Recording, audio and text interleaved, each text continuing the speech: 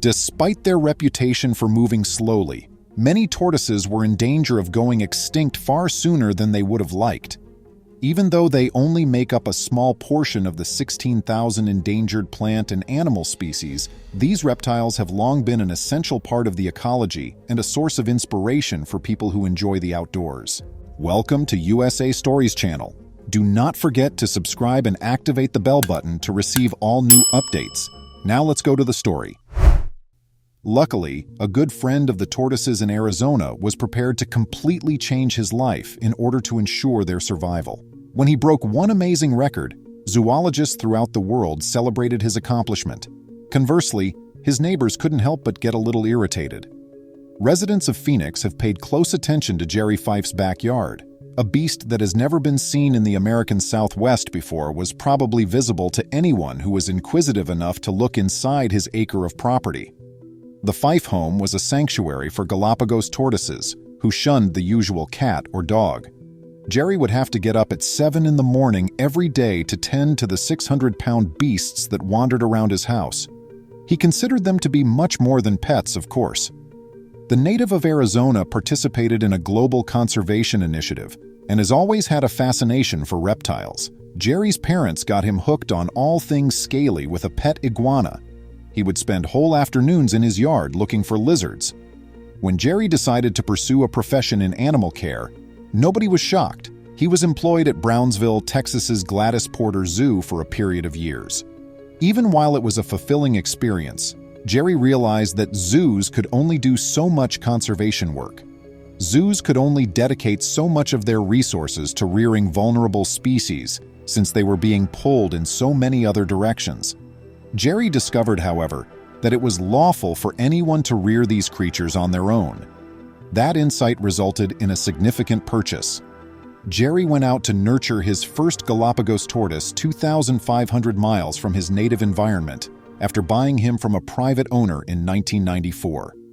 The idea of rearing a tortoise in the Sonoran Desert struck many as absurd, yet the reptile specialist devised the ideal strategy. Phoenix turned out to be quite similar to the Pacific ecosystem that the tortoises were accustomed to. Their food demands were met by the prickly pear cactus and dry grasses in the warm temperature. Admittedly, Jerry had to step in a little bit. Giving neck scratching, which the creatures with shells adored, was one of his everyday chores.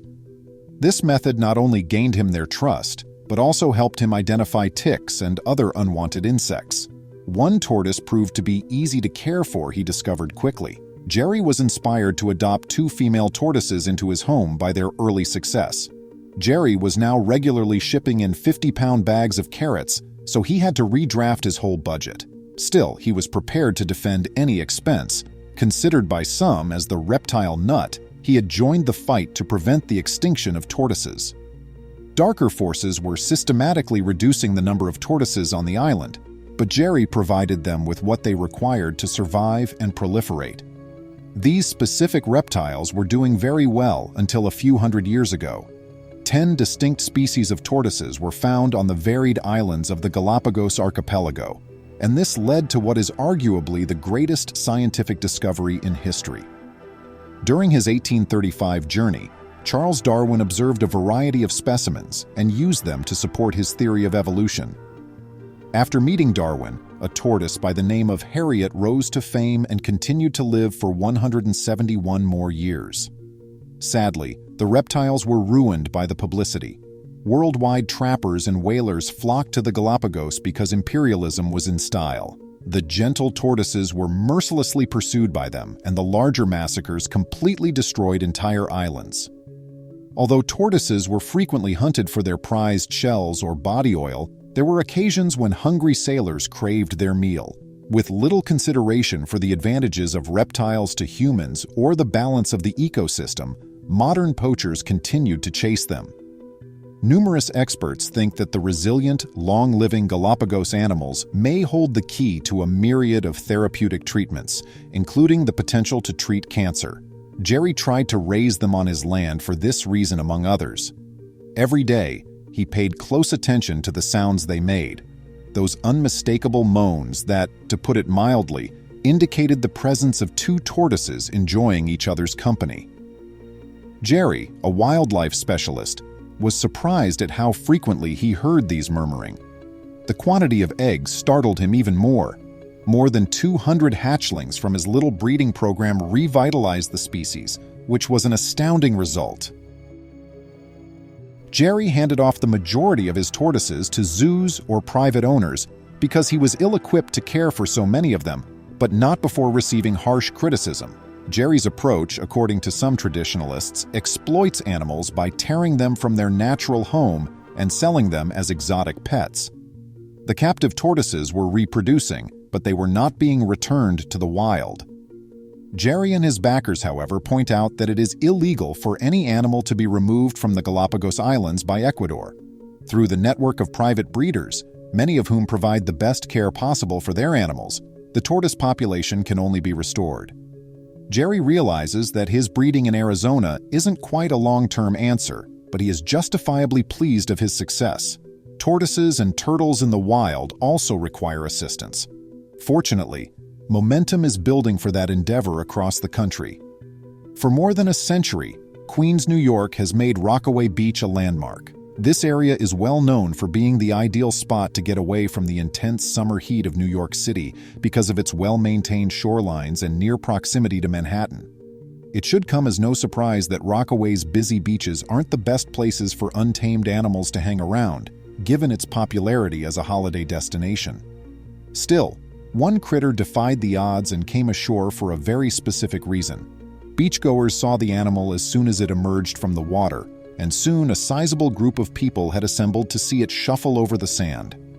One of the rarest species of turtles on the globe, the creature was a Kemp's Ridley sea turtle. And while sightings of turtles on Long Island are not unheard of, the odds of encountering a Kemp's Ridley there were about the same as hitting gold. The majority of Kemp's Ridley's known habitat is the warm waters of the Gulf of Mexico, which contrasts greatly with the frigid Atlantic. What led this turtle to end up so far away from its home? The audience was given their answers really swiftly, though. The turtle laid hundreds of small eggs as soon as it was comfortable in the sand. Although the spectacle astounded the beachgoers, the unhatched turtles were in danger.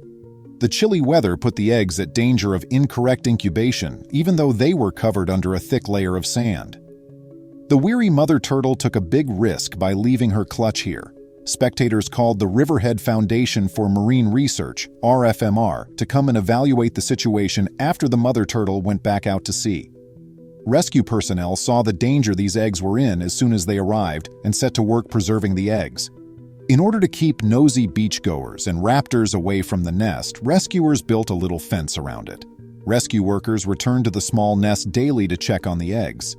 Despite their confidence, Mother Nature had other ideas. The RFMR was certain that their strategy would keep the turtles safe until they hatched. Rising seas from recent storm surges approached the nest more and more in early September.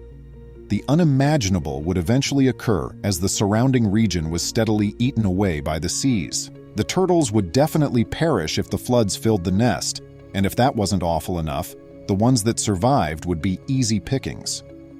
The rescuers were aware that they had to go in, but they were hesitant for some reason.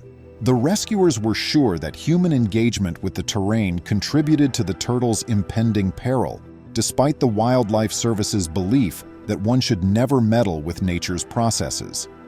In light of this, the RFMR requested authorization to move the eggs from the U.S. Fish and Wildlife Service. Plea was rejected by the federal government. Officials said the eggs must stay in an effort to save the turtles. Still, the RFMR retreated. Fish and Wildlife eventually gave up, despite early objections, and the rescuers began working on the most recent part of their plan. Rescuers discovered that an astounding 110 out of the 116 eggs were still alive. They gathered the unhatched turtles and took them to an animal care center that was close by. The RFMR anticipated that by using an unconventional hatching procedure, its high-tech incubators would be sufficient to hatch the eggs. Rescuers feared the turtles may have suffered injuries from the flooding or the transfer, because the eggs had been deposited 2 months earlier and the usual incubation period was 60 days. Fortunately, such was not the case. One of the rescue personnel saw the eggs were hatching after only a week or so of incubation, when they started to show tiny cracks on their surfaces. As happy as the rescuers were, however, they soon discovered that this apparently excellent news also came with a few additional issues. Upon hatching, newborn turtles possess an extraordinary amount of energy known as frenzy, which enables them to quickly enter the sea and navigate big waves. The rescuers had to bring the turtles back to Rockaway as soon as possible because their energy boosts were only temporary. Eventually, 96 of the 160 eggs hatched, sending nearly 100 tiny turtles scuttling across the beach and into the water. As they observed the little animals leap into the waves, the rescue workers rejoiced. Chief of Resource Management at the neighboring Gateway National Recreation Area, Patty Rafferty, declared, "It was one of the proudest and most exciting moments of my career." However, it was unfortunate that these rescuers would not have another chance to see the numerous lives they had rescued. The personnel couldn't tag the turtles because of their small size, and they wouldn't be able to follow them across the broad ocean. However, the part these men and women performed in saving these turtles cannot be denied. These Kemp's Ridleys will always be New Yorkers, no matter where they travel. Don't stake anything on it.